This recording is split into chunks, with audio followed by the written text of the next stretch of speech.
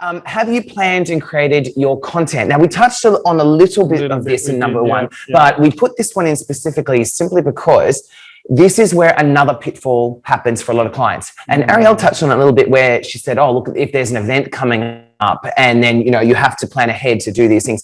The amount of clients I've worked with that they go, oh my gosh, it's Mother's Day the day before. And they go, oh, throw out a campaign. And then by then it's too late. So it's kind of like identifying what you want to say and maybe sometimes putting a calendar in and looking at what kind of pieces that you want to put together and what kind of messages and reiterate. So let's jump into this one, planning and creating your content. Who wants to start? Ariel, do you want to start? Sure. I'll throw you in. Well, from a video perspective, a lot of times people don't understand how much time a video takes to create. If you're doing a live production and you have a product coming out, if we need to get even child actors, it takes 2 weeks for even the permit to go through. It can take a few weeks to get the script all finalized with the team, and then you need time to get it through editing and whatnot. Same with animation.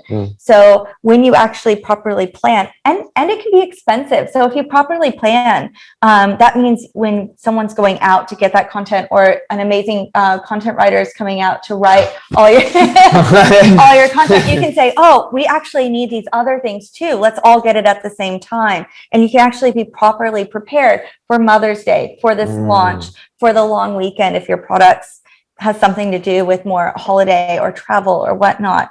It really helps you, again, stick to that brand identity. Because the moment you do things last minute, it's never going to be that kind of living and breathing your brand, which is what your content. And this is the big pitfall. That's why we're bringing it up. The big mistake we see there is the time commitments from a social media point of view, like the amount of time you can spend in social media doing stuff. By planning out your content and getting it prepared, it's a fraction of the time it would take if you're sort of going in there constantly thinking about, okay, what am I going to post today? What am I thinking about this date? It's too hard. And then trying to work out your topics and stuff, and the themes and stuff, constantly having to keep coming up with that on the fly is very consuming. And when you said the calendar, I mean, we even do this personally, and I don't know if your company does as well, but we have a bit of a formula where, we go from doing a behind the scenes shot to a clip of one of the videos we've done to one that's more about our culture and what we've done, and then a testimonial. But then we have moments where we know we're filming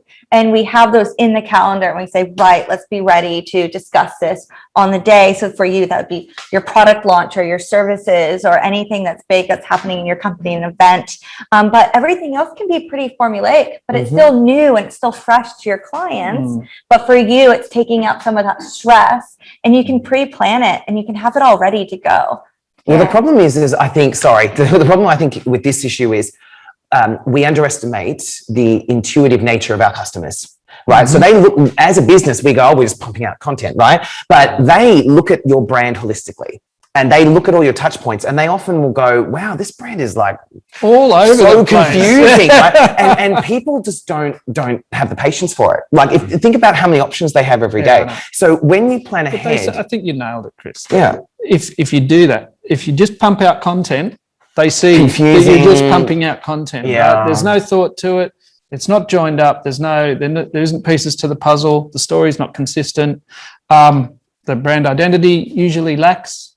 And it just appears that they haven't invested the right amount of time.